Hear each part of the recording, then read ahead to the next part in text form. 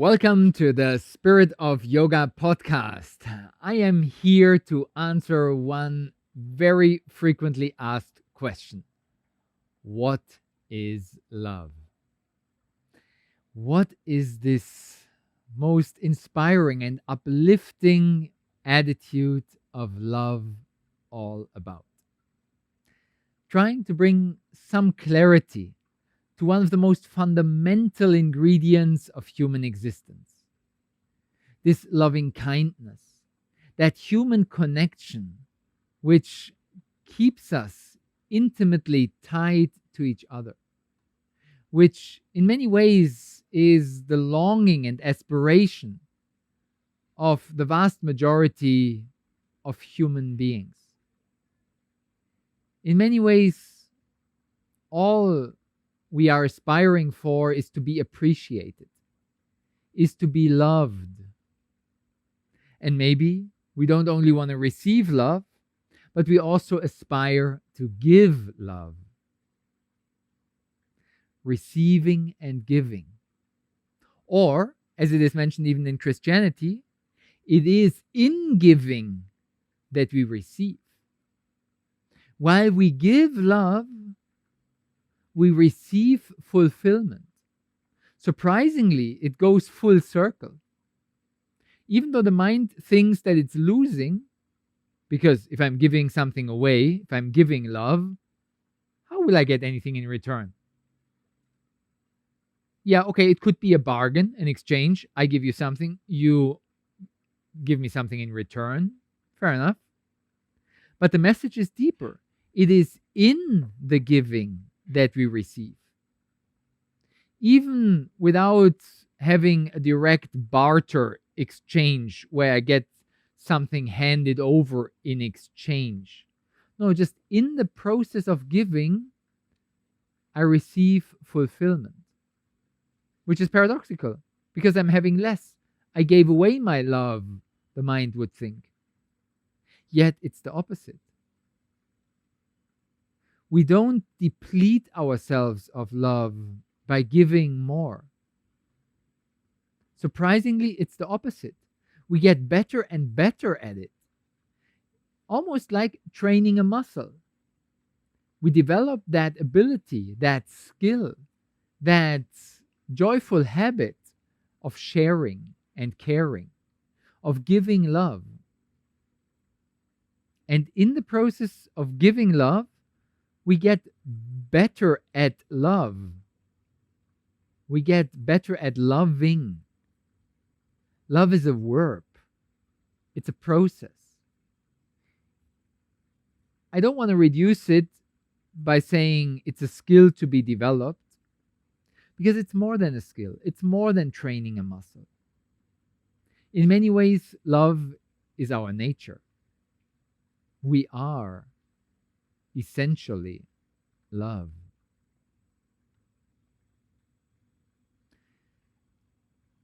It will help us to understand more clearly what love is about when we try to define love in different circumstances and contexts.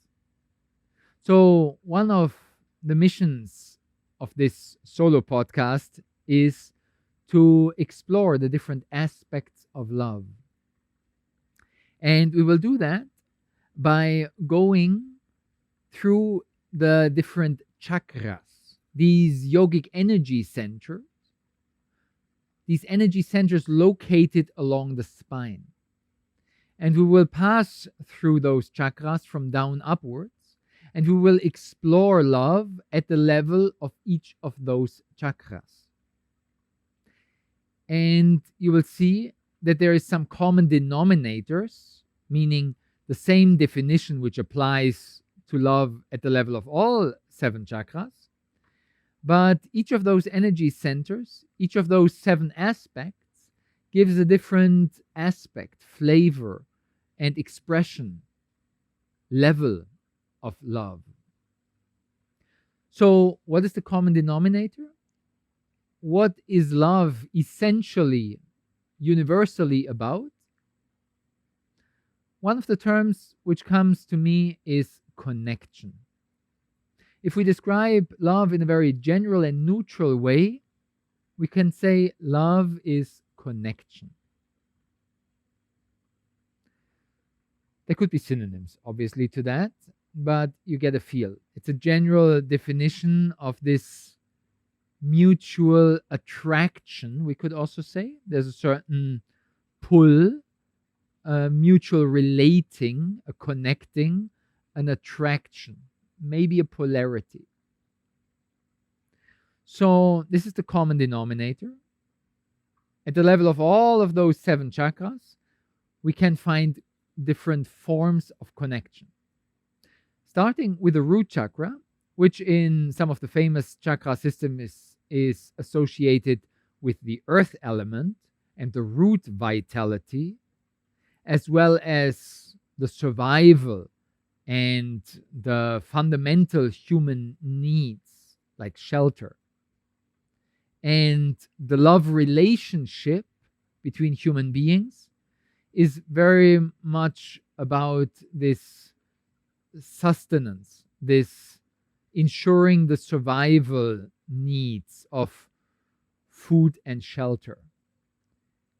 And we, in a way, protect each other. We are connected in this struggle, in this fight for the survival, a root vitality which sustains us. So the connection here is a very fundamental one. In a way, I love you because you protect me. You make my sustenance, my survival possible. Together as a team, we are stronger and we make it happen. So there's a deep connection in that. It's maybe almost a dependency. It's definitely a synergy. This loving connection at this very fundamental level is a lot about this mutual commitment to making it happen together on a fundamental, even material level. So love as protection and mutual support could be a top of my head summary of it. Moving from the root chakra and the earth element, first chakra, moving on to the second chakra, which in many popular systems is associated with the water element, and the location of Svadhisthana chakra is frequently placed in the area of the genitals. So, not surprisingly, we find here an association with sexuality and erotic love. So, love at the level of the second chakra is, on the one hand, the basic biological process of procreation, that connection between the sexes, which makes the offspring, the procreation, the survival of the species possible on a very biological, fundamental level. That loving connection between two partners is, in a way, an attraction of life, because it is at the root of the continuity of humankind. If there wouldn't be this connection, this attraction, this love at the level of the sexual plane, extinction of humanity would be near. So it's an instinct. It's the sexual drive on a very fundamental, evolutionary, biological level. And then in our psychology and emotionally charged social connection, what corresponds to this level of attraction is the romantic love.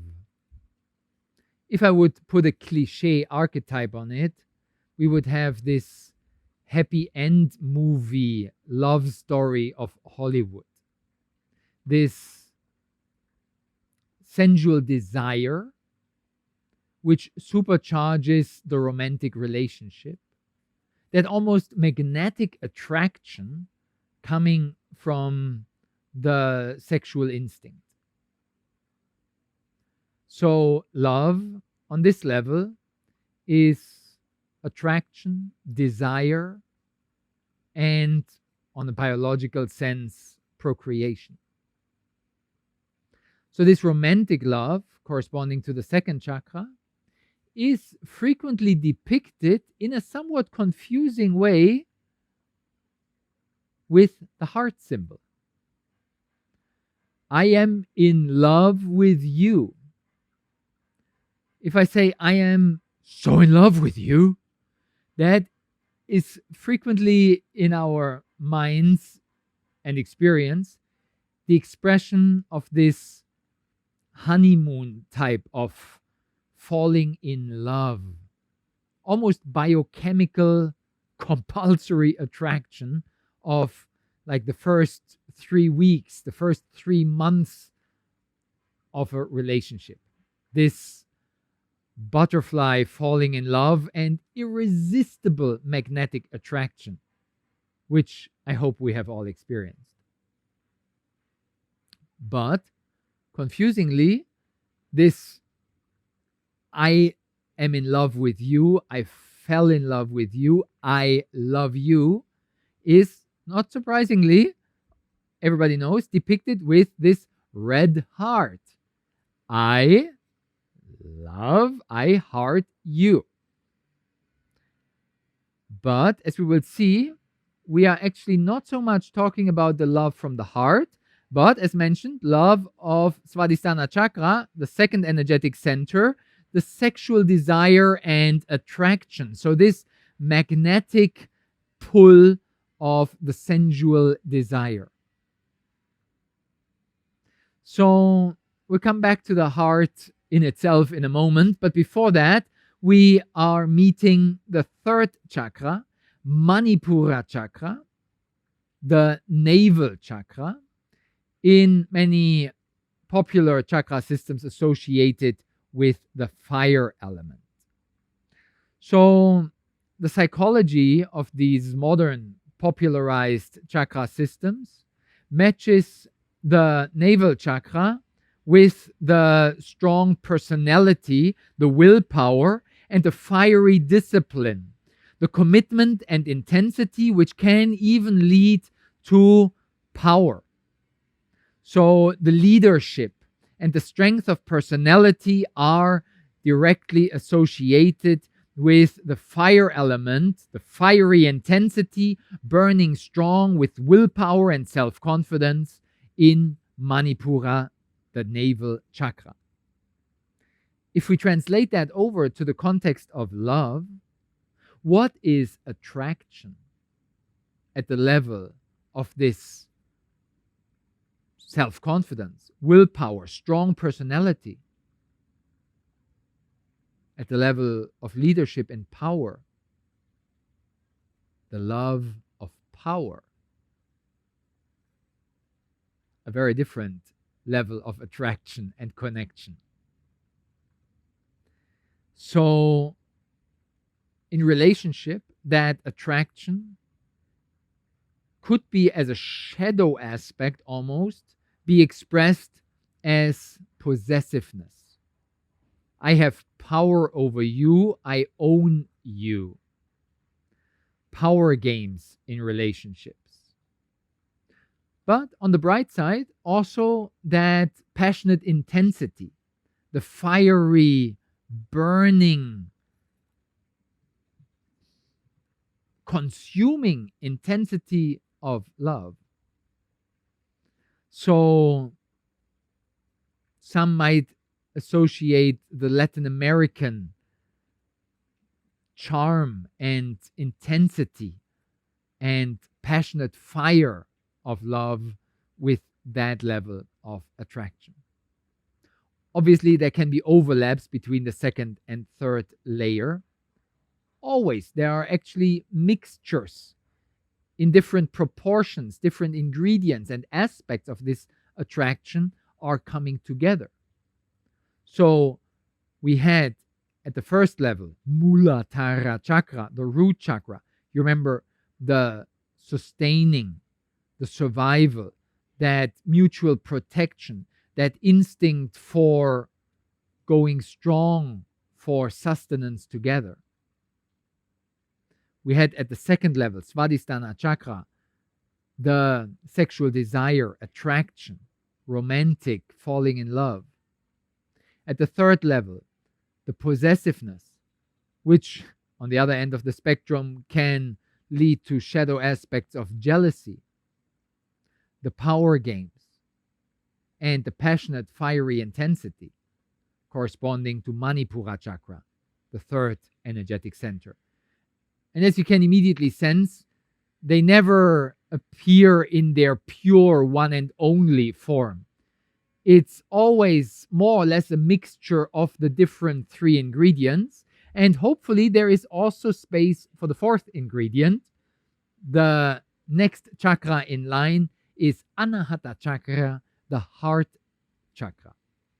So here we meet, yes, the actual heart, but not in the romantic Hollywood happy end sense of sexual desire, but actually quite surprising but obvious, the unconditional motherly love. What are the attributes of this connection and attraction at the level of the heart? How does the mother love the child? With unconditional giving service. Let's understand unconditional love. What does the term mean?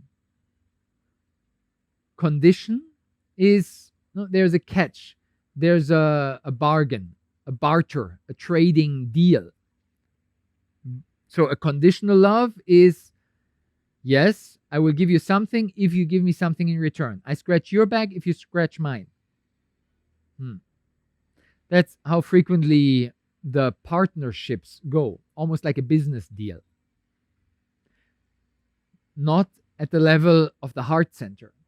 The motherly love is not conditional, but it is unconditional. There is no condition. There are no strings attached. It's a giving without expecting anything in return. A pure selfless service which is just here to provide. The ability to be available. The joy of service. And I was mentioning it at the beginning of this exploration, that paradoxically, it is very fulfilling to give. It is in giving that we receive. Not that we receive something in return. It's not that I give because I'm expecting the exchange deal return to receive something in return. No, in the process of giving itself, there is a certain fulfillment, paradoxically. It is in the process of giving that we receive. That the act becomes sacred because of the purity of the intention, because of the attitude of just making ourselves available.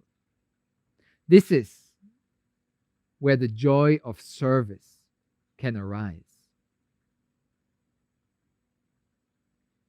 The heart has reasons the mind will never understand. The mind doesn't get the point because the mind thinks as a deal maker, as kind of, it's a fair, good value deal in this bargain and barter, in this business of exchanging stuff, in our connection and attraction at the lower levels. Not that they are inferior, lower, that we would need to judge them as being something pejorative to be condemned. It's not the point. Obviously, there's no problem with survival, shelter, food, supporting, protecting each other. There's no problem with sexuality in itself. Of course, human beings make it into big trouble and problems, but in itself, the sexual procreation is more or less innocent. There's no problem in itself in the fiery intensity and passionate burning of growing together. Sure, there can be shadow aspects of possessiveness and jealousy. So all these basic levels of attraction and connection are fine as they are, despite of their shadow aspects and problems. In itself, they are just another expression of connection and attraction. Yet we can see that there's a certain beauty and purity to that unconditional love of the heart. Maybe because it's so rare. At least in regular human relationships. Between mother and child, it's actually the norm, the standard.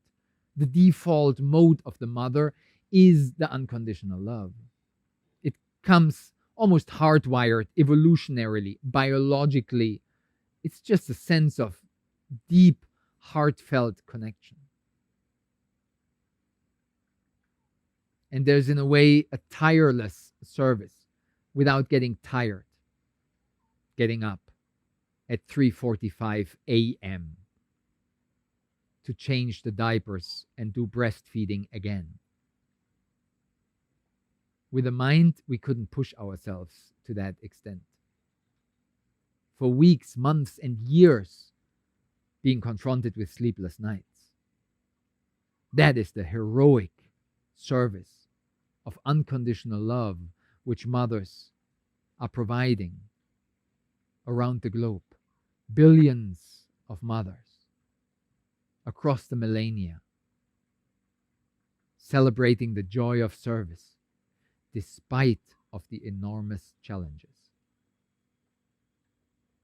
There's an impeccable beauty in that. So this is, in a way, the beauty of the heart. And unfortunately, it's happening only to a somewhat reduced, limited extent in long-term love relationships. And we usually get confused, as I was describing before, around the definition and terminology, that we assume I heart you. I love you. And then the heart suggests the heart, the unconditional love, the beauty and the purity. And we would hope that it's so unconditional and pure. Yet, if we are honest with ourselves, when we fall in love, what might be more dominant could be the sexual and sensual attraction. So it is a mixture. Maybe I love you because you look strong and vital and healthy and you seem to be even wealthy. That kind of ticks the first level, root, sustenance, protection. So maybe there's some 7 or 12% or more investment into that type of attraction and connection. Then in the beginning, there can be a lot of sexual desire. Maybe 30%, maybe 60%, maybe more. And if we continue to see where is that attraction and desire coming from, then we might notice some, possessiveness, you are mine. The problematic kind of commodity of objectifying another person in that attraction relationship. My car, my house, my wife. Some trouble in that. So, some possessiveness in that relationship. X%, how much ever that might be for you in mid stages of the relationship. And then it's the question, proportionally in our attraction and connection, how much of it is actually and really the proper unconditional love? What's the proportion, the percentage of this pure, selfless love, which we associate with that heartfelt loving kindness and compassion of the mother, with the heart. We call it I love you, I heart you. But I also I love Singapore. I love New York City. I love my car. I'm attracted to you sexually. Is it from the heart? Yeah, maybe also, but how many percent? Again, it's not that there's something right or wrong, it's just how life tends to flow. My invitation is just to be clear and transparent with ourselves. Let's be honest with ourselves and see things clearly for what they are. Again, it's not about being judgmental or putting certain levels of attraction down. It's not the point. It's just about clarity, lucidity, transparency, honesty, sincerity with ourselves and then with the other person. I'm so attracted to you because of. Because the catch is that we, in front of ourselves and in front of others, tend to pretend. We make things up. And frequently we don't even know about it ourselves because we don't have clarity. We're more or less confused and fuzzy around this. Yeah, I love you. Somehow I'm attracted to you. I don't really know why and how, but it's there. And I don't want to make it too brainy. And obviously it's kind of a perspective of the mind about the heart, the emotions, the feelings, the attraction. So there's limitations, obviously, in this analytical, compartmentalizing, logical, pseudo-rational analysis of this wonderful sense of attraction and love. Yet it can be helpful to see things clearly. So I encourage you to maybe even pause this video for a moment. Don't check other notifications, but just pause for a moment and reflect and ponder. In my previous 1, 2, 3 love relationships, how was the mixture between those 4 different levels, frequencies of attraction? Take a moment to wonder and ponder. It can be surprising or even shocking, but in some ways sobering and clarifying. And when we see things clearly, we can move with more integrity and cause less trouble for ourselves and for others. Very good.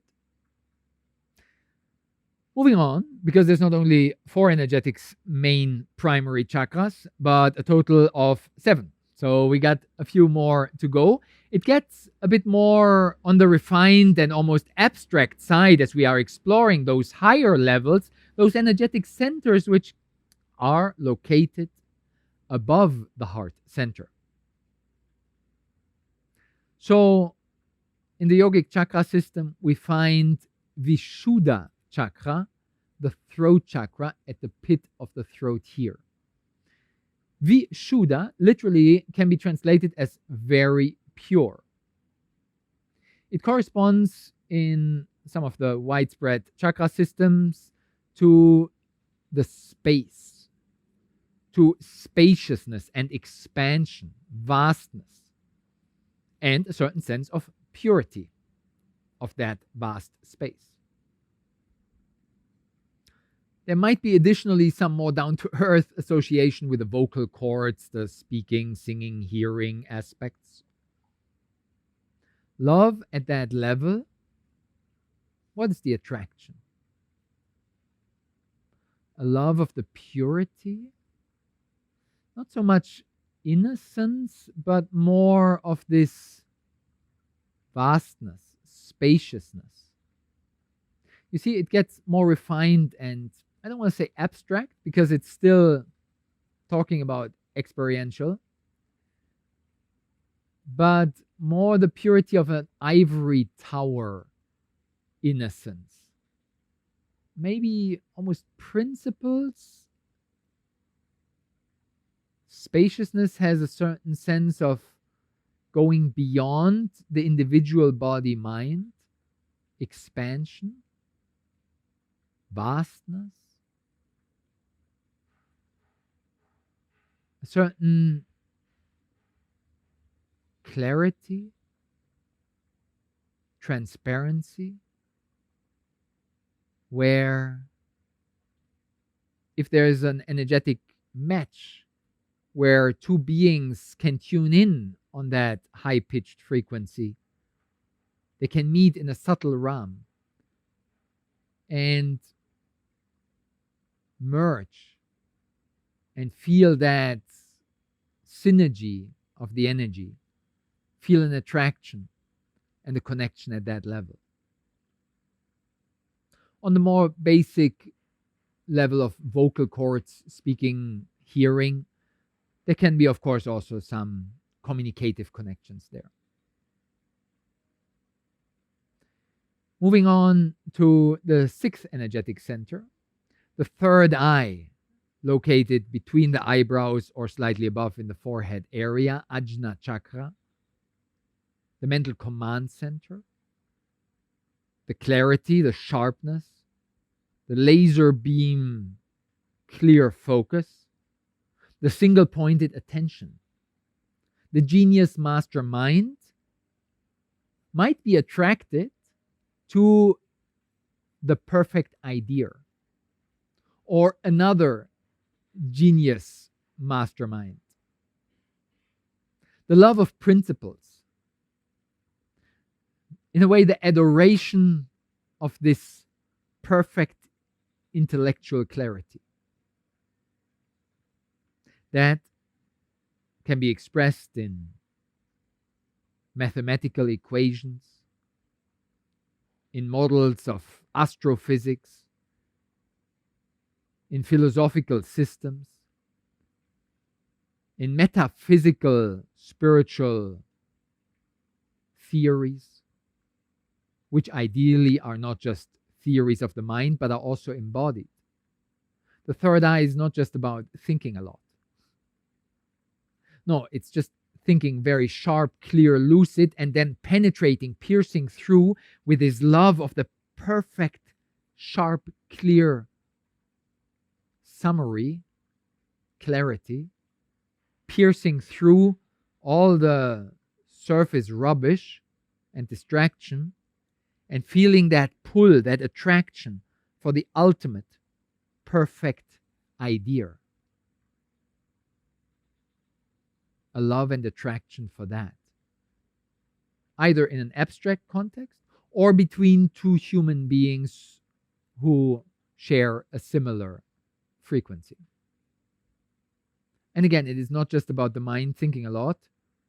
The third eye corresponds to clear vision, clairvoyance, of being able to see energies, auras, the higher frequency, energetic lights, visions, seeing colors, an attraction on those planes. Last but not least, the seventh energetic center, the crown chakra, Sahasrara, located like a halo of light above the head. In the Theravada Buddhist, Southeast Asian traditions, the statue of the Buddha is symbolized with this cone, golden head with a tip on top. In the yogic traditions, we refer to that energetic point, 12 finger breaths above the head, as Dvadashanta. So energetic centers above the head, which connect the individual body-mind to the universal spheres. The crown chakra is actually at the borderline territory between individual and universal, between human and divine, between the mundane and the sacred. If we just for a moment would adapt the Judeo-Christian perspective of a personified God, we could say God is love. So what's the attraction here? What's the relation? The relation between human and divine. The attraction of my individual soul to the universal soul. The aspiration of the person to go beyond its limitation and connect to its divine essence. That aspiration is like a sacred motivation to go beyond the limitations of this individualized bubble mind, individualized bubble of the body mind, where we are kind of isolated and separated. Overcome that individualized bubble separation and merge as we melt into the universal. The union. In a way, love beyond polarity. Because on all the other levels we discussed previously, we have polarity, attraction between this and that, connection of this and that, giving and receiving, either in the bargaining, bartering, trading way, or in the unconditional motherly love. Still, despite its beauty and purity, it's still the mother giving to the child. There's obviously still a separation and a polarity.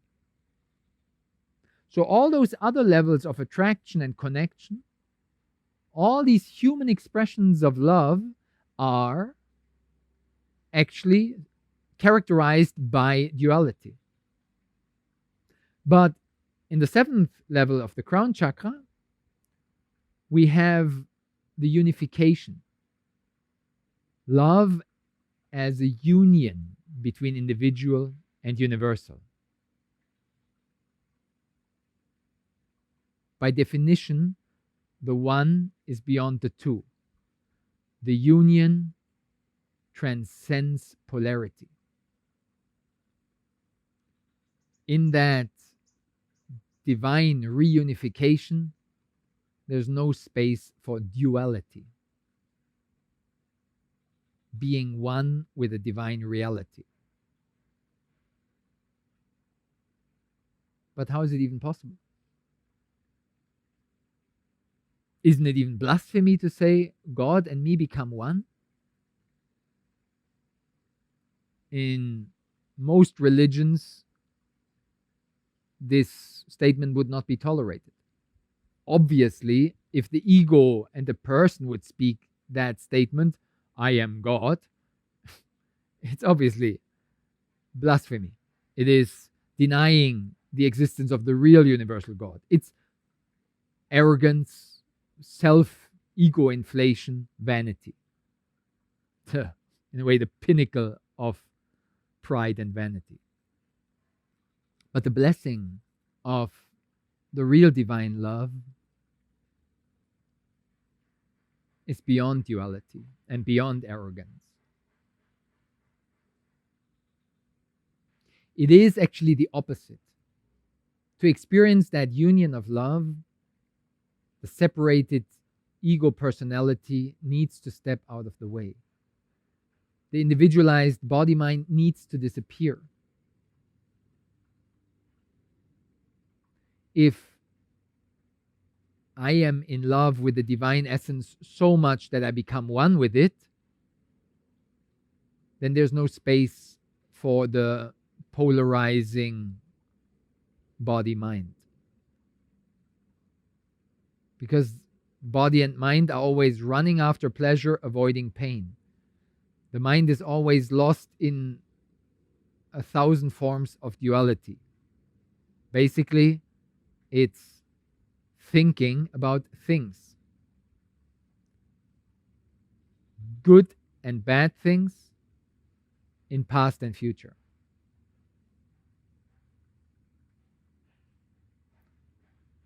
So the mind and the body are by definition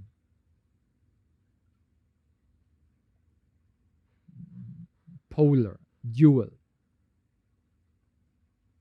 lost in that back and forth, giving, receiving, good, bad, past, future, here, there, big, small, better, worse.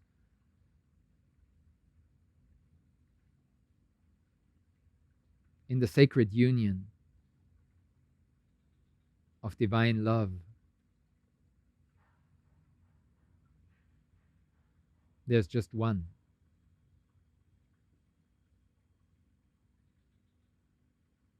In a way, the ultimate culmination of love. Finally, love reached its final goal. I think it's the Sufi poet Rumi. My arrow of love has reached its target. When Jalaluddin Rumi speaks of the beloved, he's referring to that divine one, not a romantic, sexual partner.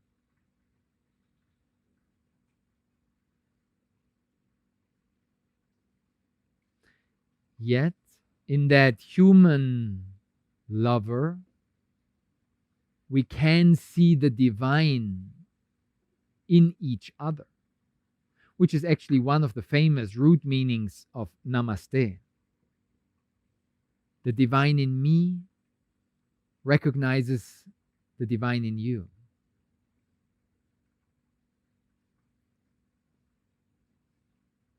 And in that loving awareness of mutual recognition, there's a melting and merging, an overcoming of this fundamental separation of me here, you there. In the physical, sexual love, we can never really become one. Yes, the energies can overlap and mingle, and the attraction can be so intense, and we can come very close to each other. But the physical bodies themselves can never unite. Yet we can find that divine union by recognizing that eternal, universal awareness in each other. And see that essentially we are one and the same, despite of the separate body minds on the surface.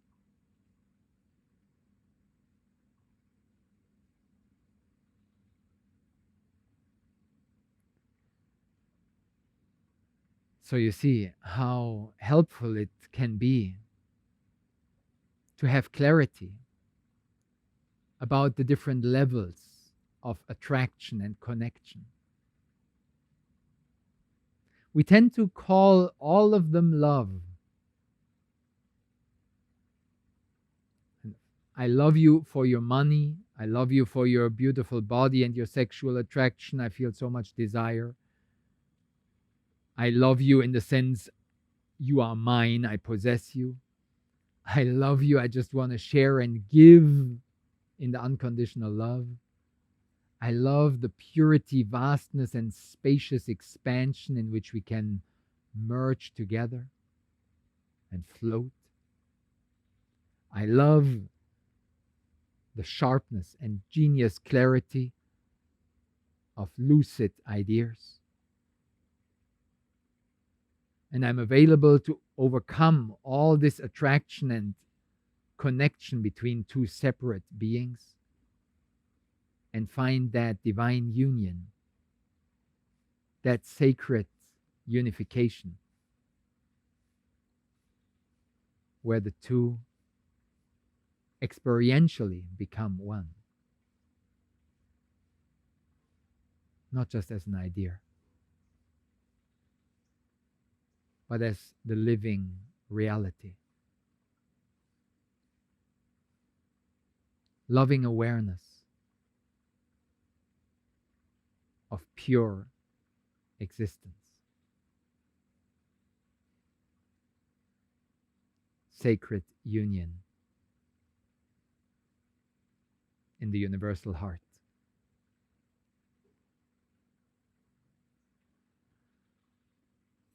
So I trust that you enjoyed this exploration of love. And I hope it will give you clarity and lucidity how you relate on a day to day basis with the beings around you.